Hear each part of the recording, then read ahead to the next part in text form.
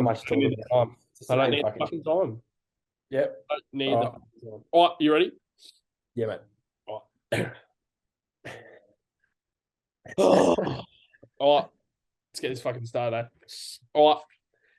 Hello, one and all. Welcome to another episode of Baggers Chat. My name is Mitch Pattinson, and as always, I'm joined by Ethan Daffy. We are always showing up every single week. Preview, review, so many content, so much content we bring through the week, so many episodes. As all the Carlton supporters do, every fan channel out there. And once again, we are here after a loss against the Sydney Swans. So, of course, the final scores was 6 goals, 15, 51 to Carlton. To Sydney, 11 goals, 11 points, 77. 26-point loss. Ethan Daffy, how are you, mate? And what were your thoughts on the game? In a footy terms, I'm not great. I think last night hurt. Again, we just need to. I think all of us just need to take that step back and just protect ourselves. We need to protect ourselves here. Otherwise, you'll get in this. We care so much about this club, and it's hard not to get wound up in it. But there's a time when if they keep producing this type of performance, you just got to take that step back and breathe. But I don't know what that was last night. I said it to you just before. I care if we lose, right? But if you're losing games, like even last year, we'd lose games, but we'd give it a crack. Like it would be a good brand of footy. You're probably scoring 80 or 90 and the other team, gets 95 or something, like those close kind of losses. But look at this score, 6-15, 51. And I think Voss's last press conference, he was talking about our defense. Our defense has got 51 points to defend. So 11, 77, you should be winning the game. So I don't think it's anything. Obviously, there's some errors in defensively, but I think that's not our issue right now. I think it's ahead of the ball from the midfield. The connection from midfield to forward really reflects that scoreline. Because as a defender, you're going, fuck, I have to defend 51 points for us to win. That's unwinnable. It's unwinnable. So, not good times right now, Pato. It's almost one of the worst times I've felt as a Carlton supporter because we've got the pieces and we are terrible. Yeah. So we got the pieces, we got I guess we got the players. We think we have the coaching staff. Yeah. We think we have the admin all sorted within the president, CEO. We have a CEO who was fantastic at one of the best clubs in the modern era. So many things that we, at the start of the season, even last year at the start of the last season, we were all happy about. Last year we produced great football. We just missed out of the 8. This year, we thought that motivation from last year, that hurt, that would have elevated themselves to what we were talking. We weren't talking top 4, but media people were talking top 4, lock in for top 8, but even looking towards top 4 because of how well we played and the motivation that we would have had from that last game last season, that finals feeling, how much we would have thrived with that, and then transition towards preseason, learning a new sort of game plan to transition ourselves towards a top 4 side. And obviously, it seems like the game plan's too confusing for the fucking players because they can't learn how to actually adjust to this system, whatever it is. And probably 2 weeks ago, I was thinking it was 100% on the players, but now I'm thinking, mate, if we're only kicking 51 points, but also we're getting 6 goals, 15 at it. So we're kicking 51 points, but also we're getting 6 goals, 15 behinds. And that doesn't even count the many out in the falls or non-scoring, I guess, attempts a goal. That doesn't even count that. And then you're versing a team that actually produced 77 points. You want to focus so much on the defensive system. 77 points is still a solid score in the modern game of football. So you're talking about one thing saying, oh yeah, we're really good in this sense of the game, but how about the other sense of the game of actually winning the game to score? Like last year, most of our games that we won, we got over 100 points. We haven't been close to 100 points. Well, I think the first few games we were getting close. I think Giants was one of them that came to mind. Maybe North Melbourne and West Coast. They were probably those two. I think we scored 100. Yeah, so they were the games that You're not playing against great opposition to start with, but also, only kicking 100 points against those sort of teams. So I don't know. Initial thoughts. I just said, fuck me. Like, where do we even start? What do you say? I think we're going to try and change this podcast to if you don't laugh, you cry. That's what we're going to try and change this podcast to. So Baggers Jason has now officially transitioned into if you don't laugh, you cry. No, I'm kidding. So, of course, the positives out of the game was, at least we got our tip right, Duffy boy. At least. I was 2 points off it.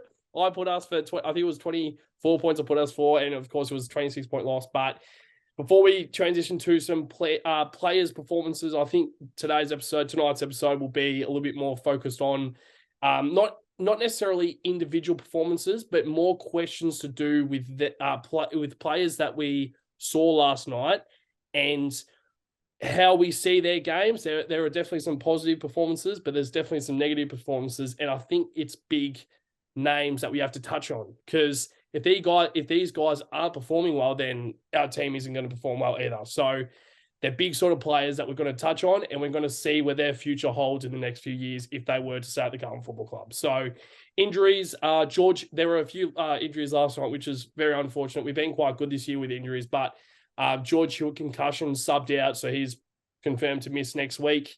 Nick Newman hamstring scans throughout the week. Not sure how bad it is. I don't think it seems that bad, but I will be very surprised if he gets up for next week's game. Patrick Cripps ankle foot. I'm not too sure exactly what it was, but I don't think it's anything too serious. But also, I think with Cripps, I think he's been pretty banged up the past few weeks. So whether he misses next week for a vital game against the Demons, I'm not too sure. But of course, Chera as well has been handed a 1-match suspension, which is a lot. Like, there are a lot of players in there which are in our midfield. But Daffy boy, out of those injuries, and also Chera, of course, what were your thoughts on the suspension? Do you think it was, acceptable? And also the injuries, what are your thoughts on that?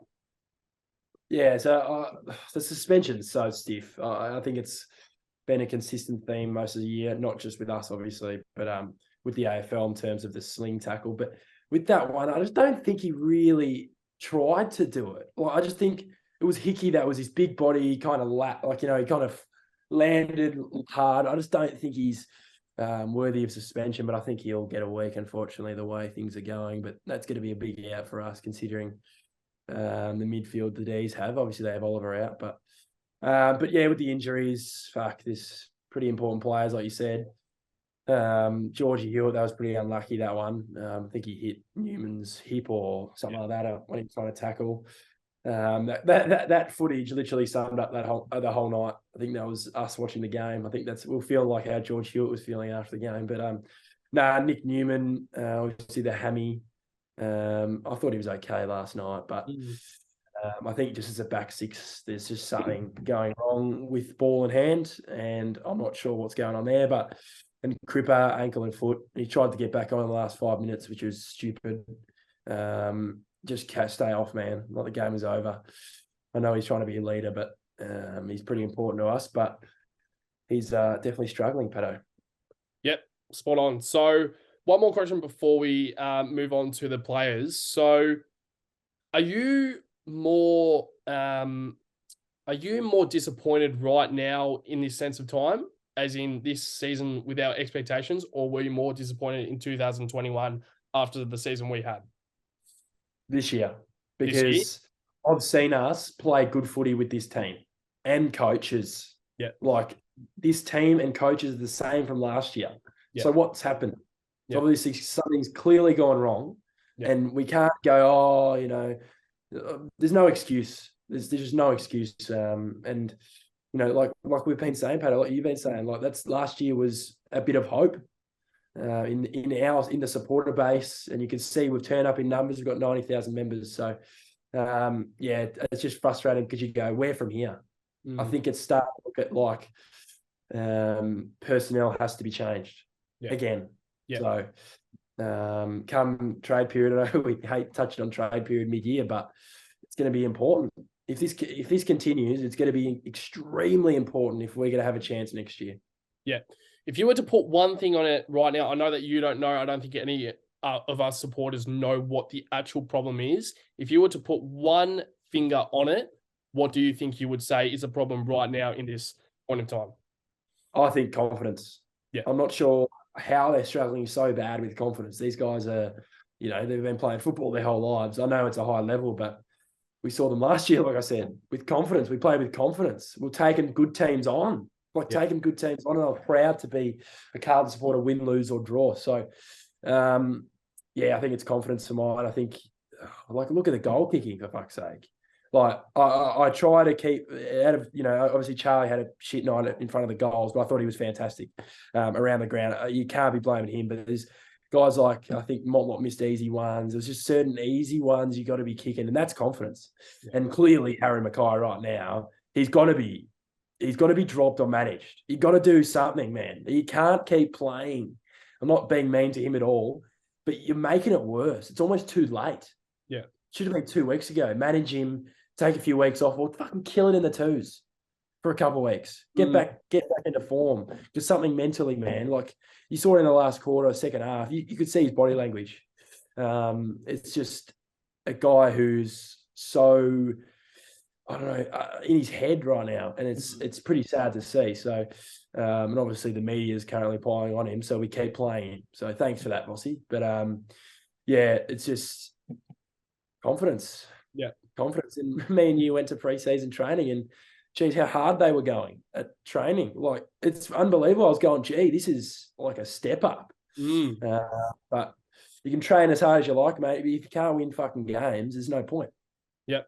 How excited we were back in that Feb sort of period, how excited we were. But I completely agree. I think it has to be Harry Mackay. He's just shot of confidence. That's what it is. It seems like he's more like when he kind of goes for goal, he feels the pressure on his shoulders, where if he misses, the team's going to be like, fuck. Yeah.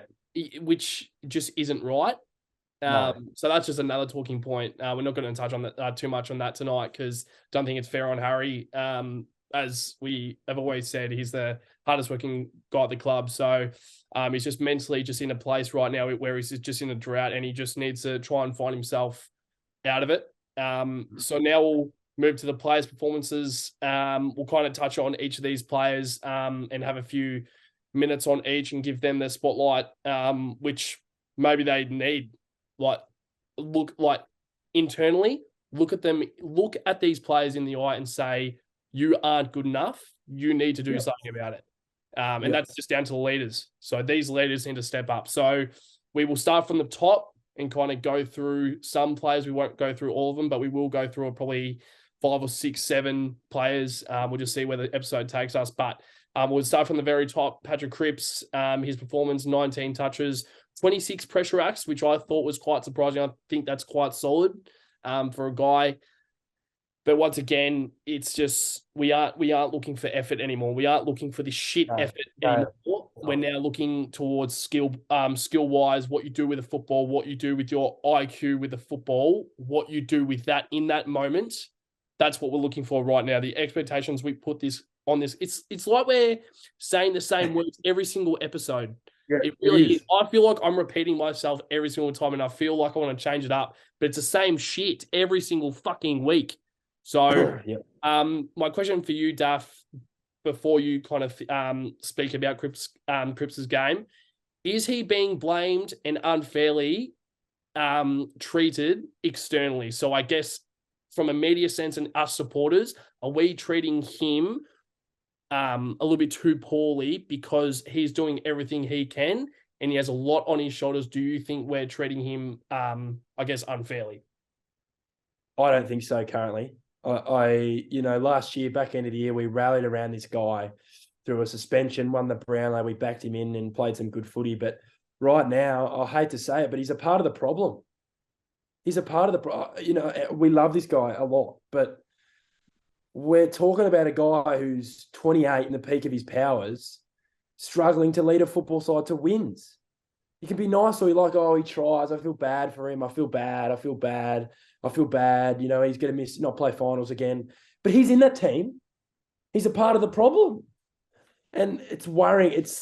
worrying me, man, because like I know you hate to say it, but you look what two years ago in the 2021 where there was actually talk about him maybe going. You go, fuck, 2-3 years down the line, and we haven't done, in a sense, like maybe it's 2027, right? We've done nothing. We might have made a final series once or whatever and not won a premiership. You go, was there a point of keeping him? I'm not trying to say at all. He's a fucking superstar, but he is a part of the problem in terms of leadership right now. And I'm just kind of sick of it. I'm not trying to, point fingers at him at all. I know he's a good player, but it's just, he's definitely not being treated unfairly because he's the captain of the club. Yeah. And, remember when Murphy was captain, he'd cop it every single week, which is fair enough. Yeah. It's fair enough. It's all the leaders, whether it's the president, the CEO, like you touched on before, the coach, the coaches, the vice captains, there's no hiding anymore. Yeah. And there's no just talk. There's too much talk for mine. I think, when you sent in the press conference, the Cripps one a few weeks ago saying, he was really good. I agree. But then it gets to the game and it's non-existent. So like, what are we going to win the press conference premiership now? Are we or something? Like, seriously, like people go, oh, you're never happy when they say something in the press conference because they never perform. Yeah. They never say, like before the Collingwood game, we're looking at each other in the eye. But I see them in the ground, they're all high-fiving each other. All high-fiving each other after shit plays. Well, I get a bit of positivity. You want a bit of positivity, but they're not looking at each other in the eye right now. And he isn't looking at his teammates in the eye. I can guarantee it. Yeah. So come season's end, hopefully, it's quite scary to look towards the end of the season and actually think of it as maybe some sort of reshuffle and rebuild within the club. We don't know what the future holds, but come season's end, do you see a change in leadership? It's tough. We're in a tough position right now because most of our leaders aren't being good enough. I thought, before we touch on Walsh and Weeders, I thought they were actually two of our best last night. I thought Weeders was back to his usual self, intercepting the ball and actually playing football. But with leadership, I don't really know who you're going to pick. Like, seriously, like you look around the ground, you go, wow. Like, Matty Cottrell showed more leadership than these leaders last night by his action, by actions, not talk, by actions. That's what we want. But I think it's going to be too hard to get Cripps off the captaincy unless he gives it to a Walsh or a Wiedering. Yeah, spot on. So you touched on there about Sam Walsh, so we'll transition into his game. I reckon he was definitely one of our best, but very few positives. Realistically, we shouldn't be looking at positives at all, but if you were to try and find some, this guy is the person to look at. So 31 touches, 1 goal, and he used his foot more than his hands in a way. So 19 kicks, 11 handballs with 77% disposal efficiency. Duffy, what do you think of Walsh's game? I thought he started slow, but I thought his second, third, and fourth quarter was very good, especially kicking that goal where we struggled to actually. I think we forgot that the ball has to go through the big sticks at some stages of the game, and he took it upon himself to keep the goal. Like you said, his efficiency was good. He's more dangerous when he's kicking, in my opinion. I think he's underrated. I think he almost underrates himself in his kicking ability because he's always looking to offload hands, and which is fine too, but. When it comes to time to really drive the legs and hit a target, you got to be doing it, and he did it last night. So, shout out to him. He's been better the last few weeks. So, just none of his teammates are rallying around, him and getting behind his performances and really lifting themselves with these leaders playing well. But no, shout out Walsh. You just keep it going, mate. Yeah, spot on. We'll transition now into the other vice captain, Jacob Wiedering, 18 touches, 9 intercept possessions, 10 marks. I think that's 100% his game of the season, his best game. If not, maybe towards the start of the season, I'm not too sure by memory. But with me, I think, especially with the amount of like the past few weeks, his games hasn't been overly great. So I think that's one of the positive. That's another positive that I think. When he's up and going, I think the team somewhat gets a little bit of a lift from that in a sense. I think if your key defender is I guess, holding his own and holding his part of the game and keeping his opponent to very limited, I guess, disposals on the game and scoring shots on the game. I think that helps you a lot. So, Daff, what do you think of Weeder's game? Very happy with his performance. Like I was saying before, that I think the defense isn't really solely to blame. Obviously, there's a few errors here and there, but that's just what happens. And they kept him to 77 at the SCG, for Christ's sake. Well, this ground's tiny. Yeah. And with Wiedering, it just looked back to normal. Apart from his first kick where I almost ran out the room, but he was solid and he played with confidence. You know, he was launching at balls, marking balls, like we know he can, and hopefully, pray to God that performance gets him going. And it meant like his mentality looked a bit better last night in terms of going forward with the ball. I think that wasn't our issue last night. It was just our finishing touch in terms of hitting targets in the forward 50 and kicking goals. I think that's really our issue right now. But I thought it was a good game from him. But I need to be seeing more performances like that. Yeah, that's the thing that I need to see from Weeders is you can't have this one-off performance and the next week be back to your unconfident self. So I think he's the type of player where if he gets one confident game, he can really take that upon himself and really lead towards hopefully getting back to the Weeders that we used to know. So Harry Mackay is the next player that we'll touch on.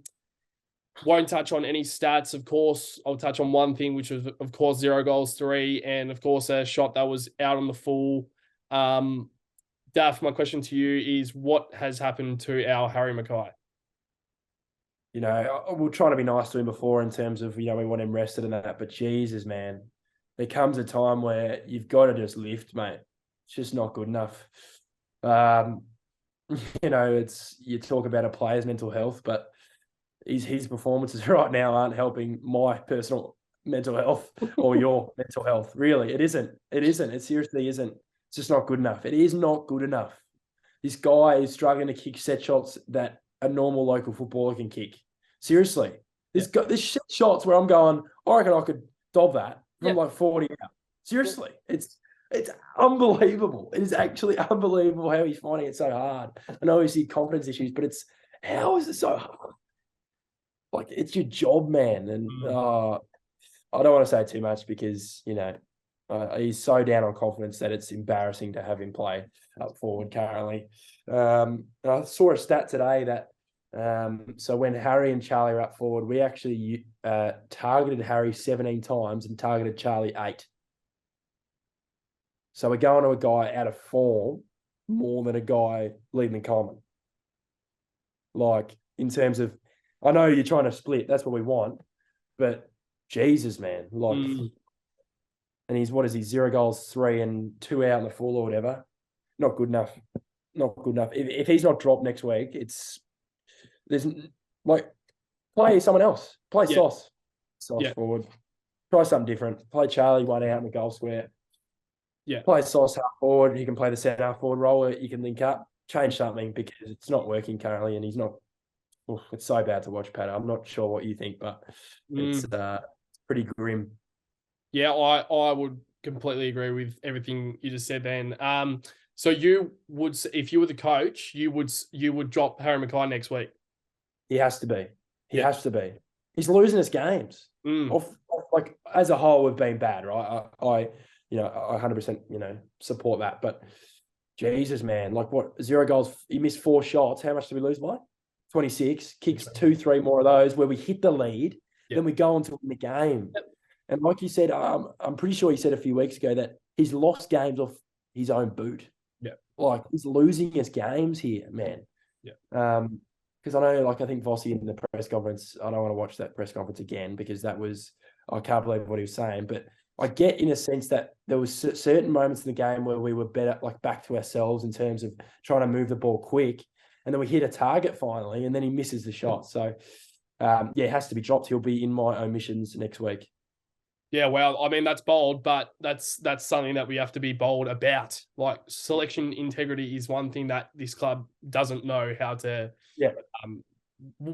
how to do it. So we'll move on to the next player, which is, of course, the return of Tom De Koning. I thought he was solid enough, very far from our worst, but nowhere near our best. It was kind of just mid-range, and with the performance that we produced last night, that just wasn't good enough from TDK. But my question is, does he stay in? And if so, is Pitnet and TDK the combination with the two? Is that something that we have to adjust to? Oh, I think we have to. I think it worked actually last night in terms of hit outs. We didn't smack them in the hit outs, which we should have. I think it was 38-31 or something at one point, which is not fantastic considering they had Mick Andrew in the ruck to start. But no, I thought TDK was okay. Thought he was okay. He's still a little bit of a baby giraffe in terms of, like just dropping easy marks or giving away free kicks when we don't need them. There's a few moments there that was just like, come on, man. But you got to keep playing him. And based on my thinking, if you're going to drop Harry, you got to keep Tommy DeConning down there. You just have Charlie and TDK as the two talls down there. Yeah. And that could work well. I think it can work well. Worked well kind of in that mid part of the season where Harry was injured last year. So, it'll be interesting. But TDK sustained. You've got to play him. You got to play him. He's that type of player. He's dynamic. But yeah, he just needs to. You can't put a finger on it, can you? TDK. It's something I don't know. Like you get to the end of the year, obviously there's talk about him, but internally, it's really tough to really say how good he's playing. It's just a bit, But what are your thoughts on TDK? I thought as I said, I think he was solid enough. Yeah. Just as you said then, I think you actually shaped it perfectly where you just don't know internally where he is. But you don't know if the club is really rating him or saying, well done, TDK, or if they're saying, mate, that's not fucking good enough. Because I think supporters have a pretty good judgment of the game, and they're pretty similar to what the coaches think of the games as well. So I think our judgment of TDK's game wouldn't be far off to what they think. I would agree. I think that could work with TDK coming as that other key forward with Harry Mackay being dropped, because you need to have something different. That's the thing. You need to have something different with this forward line, because don't know the exact stat, but the amount of inside 50s I know that we absolutely dominated in, and we got 6 goals, 15, which 58 inside 50s. That is nuts. Like that is nuts. And then I'm saying like what I think a hell of a lot of scoring shots, but also that doesn't even add up to the amount of inside 50s we actually had. So next person we'll touch on Corey Durden. What is going on? If he's playing next week, Pato, he can't be playing next week. Nah. He can't be. So I don't know if he's good enough. Yeah. 9 touches, 0 goals, 24 pressure acts, 2 tackles. I don't know about pressure 2 acts. tackles. 2 tackles. So, Daff, what was your thoughts on Corey Durden? Oh, I thought our Smalls. I know Jesse kicked a couple, but I thought the Smalls had no impact again. Again, it's happened again. And guys like Lockie Fogarty and stuff in the twos must be thinking, fuck, how am I not in this team currently? If he's not in the team soon, like what? He's a goal kicker. give him a chance, man. No, you can't just drop 7 blokes because that just, the continuity of the side. But why not? Why not? Why not? Yeah. Generally, why not? Yeah. But seriously, like with Durden, like what's he there for? Like to run around, get his GPS numbers up? Like seriously, he's I don't know. He's not doing anything. For a guy who's that low to ground, I've never seen a guy be so bad below his knees. Last night, I know there was a few moments, but Jesus, kick some goals, Corey. Yeah. He's like waiting for an invitation to get a goal. Yeah. Like it's just not good enough. If he's not dropped next week, seriously, I'm being serious. If Fish or someone isn't in for him next week, oh my God, Pato. Yeah. I don't want to watch him again play. And it's just he's played every game this year. Yeah. Apart from maybe I know. An injury? No, maybe not. I think he's played every game. Yeah, I'm not sure exactly. I think he has played every game, but I think Zach Fisher has to come in. Zach Fisher or Fogarty. One of the two. They have to. One of them. I don't Just care who it is. Some small forward that can just play in there and kick a fucking goal. But yeah, go on Corey Durden. Can't talk about him. He doesn't deserve it. spot on. Move on. So we'll move on to our last mate that we'll touch on. Matt Cottrell. I reckon he was really fantastic, in my opinion. Not too sure about you, Daffy Boy, but 23 touches, 16 pressure acts, 105 minutes spent on the ground as a winger is fantastic. 7 score involvements, which is quite solid. So obviously when he gets the ball, he's creating something. So Daff, quickly, Matt Cottrell, what do you think of his game? How good was he? Love him. You can tell that he's a Carlton man through and through because he plays with fucking heart and drives the ball forward. He kicked a goal too. So he's really, like we said, like he's developed as a wingman, and it's fantastic to see because I think 2 years ago he was a bit of a not piss take type of player, but he was that kind of, you know, on the verge of twos, can play ones here and there, but he's becoming one of our better wingers and probably currently our best winger. So he's good by foot. He's got some size about him now. Obviously he's the best runner of the club. Yeah. There's no doubt about that. You know, at training room, we were seeing them do laps and, you know, he was easily winning him. So, shout out to him. Shout out to Cotters because that was a good performance. Yeah, spot on. Also, the injury that we forgot to touch on as well at the start of the episode was, of course, Ollie Hollands. And I think it was a shoulder injury by memory. Yeah. I'm not sure exactly what it was. But so with that, what do you think might happen with Ollie Hollands and transitioning into next week with him might maybe missing? Do you reckon there's someone who can come in like a Jackson Binns to replace him? Or do you reckon Matt Cottrell can have that wing spot and just keep him there for the whole game? I think it's time to take out the Bins, in a sense. No, seriously, he's got to be in. If Hollands is out, he's got to be in. He's played well enough in the twos. What have we got to lose right now? What have we got to lose right now? You chuck the Bins and Melbourne go, gee, who is this bloke? You know, like, who is this bloke? He's great by foot. Obviously he's a young fella, but he's getting 25 touches every game, even in VFL games we're losing. So it's a like for like in terms of, you know, young winger for young winger. I think Ollie probably deserves a break currently, but in for mine. Completely spot on. Okay, so now we'll move on to our best on ground. There were, of course, a few players that played for the jumper last night. To name a few, maybe 3 or 4 players, to be quite honest, but not too many other players, Daffy Boy. But best on ground, mate, for you, who do you think? Matty Cottrell for mine. Thought he played a 4-quarter effort, the perfect winger's game. 7 score involvements, like I said. Good by foot. Yep.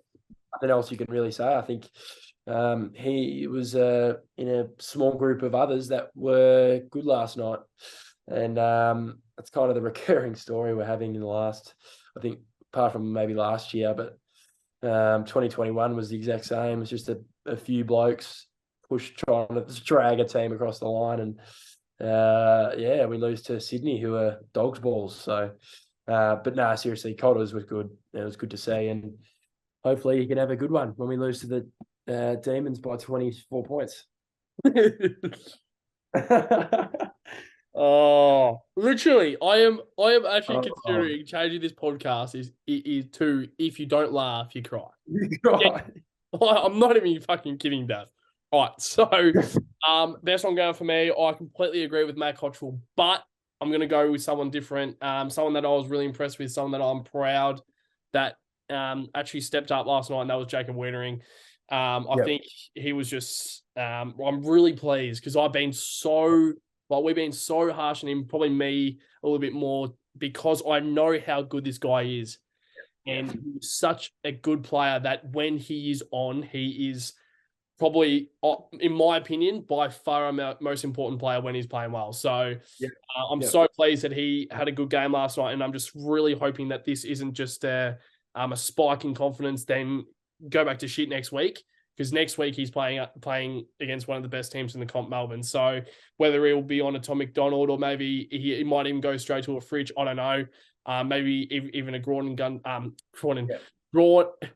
What do I say? I'm mumbling my words because I'm just so rattled at the moment, mate. So Gawn or Grundy, whoever he'll go to, hopefully he can really try and have another really good game. So really pleased with Wiedering's game, and hopefully, as I said, I just really expect him to use his confidence right now to really forget about the past and transition towards the future, where hopefully he can just have a really good game and a good rest of the season. So that's probably all the things that we'll touch on for the episode. Of course, it's a little bit shorter than our usual reviews, just because we don't really want to give the baggers the time. Of course, we're recording this on a Saturday night, so we'll bring this out on a Sunday morning, 9 a.m. And yeah, we'll probably release our preview through the week. But Daffy Boy, is there anything else you want to touch on for the episode?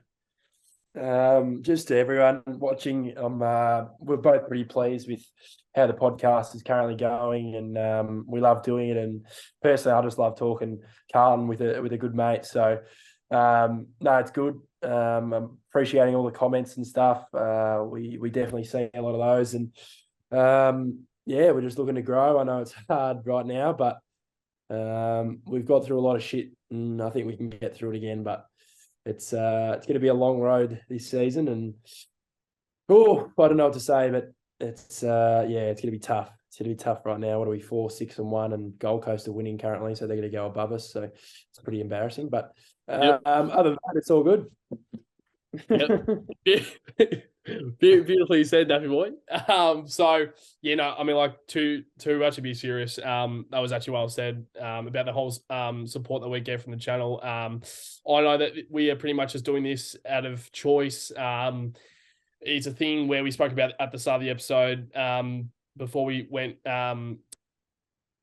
pressed record, was pretty much just talking about the montage that we will actually get in a few years' time. Hopefully, when we are successful, that we can actually look back at this and hopefully make us some sort of a documentary sort of video about the whole when we started, even when our first episode, how the audio was all shit and that was my bad, of course, but just make sure to have a look back at that, because that was an absolute shambles when all four of us, just shout out to Sam and Jack as well, when we first started, but also transitioning towards last year as well, with what a high that was, how excited we were, and hopefully in a few years' time we can see that again. Of course, this year we've had some highs and lows. Of course, Daffy took over, which probably, I think it was about 8 episodes which you did, which was absolutely fantastic. But and also very hard to do, especially when you're just one person talking to yourself. It's like you're talking to a brick wall. But credit to you. But also just when I came back, I think I was more concerned about, I didn't want to be the bad luck charm in a way, but I feel like I kind of was in a way also. But I don't know. I just think we both have an absolute blast like doing these episodes. I know that to start it off, it's kind of like, fuck, we don't want to do it. But when we get into it and when we're done, it's like, yeah, it's pretty good. And we have kind of the privilege to do it, to come out and speak our mind about the game and the club we love. So Duff, well said. And once again, great episode. To all the viewers, please like, comment, subscribe. I think we're almost about to reach 500 subscribers on YouTube, which is great. We've only been going for a few years, but for the spot that we've had this year has been absolutely phenomenal. So credit to all the viewers and subscribers that we have out there. And of course on Spotify, make sure to try and get around the channel, of course. And also the other platforms we're on. You can have a look at that in the link in our social platforms, but also on YouTube as well. But once again, we will see. We'll see you always for the previews and reviews, but it's just very tough to get through this sort of this moment in time. But we don't know how long it's going to take, but we know it will change. So, Daff, absolute honor every single week, and as always, to all the baggers out there. Up the baggers. I'll show the B this week, actually. Up the baggers. Hey. No, because I always show the A. Look, I always do up the Aggers.